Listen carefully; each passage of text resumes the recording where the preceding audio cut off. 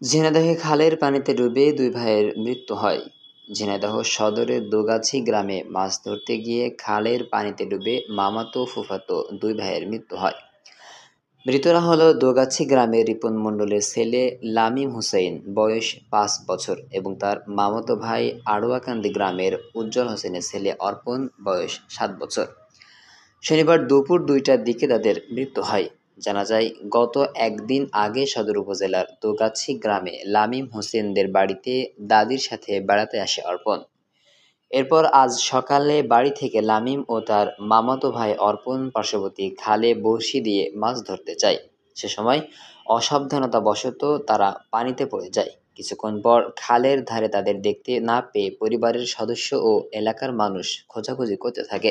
কিছুক্ষণ পর খালের পানিতে ভাসতে দেখে তাদের উদ্ধার করে ঝিনাইদহ সদর হাসপাতালে আনলে চিকিৎসক শিশু দুটিকে মৃত ঘোষণা করেন।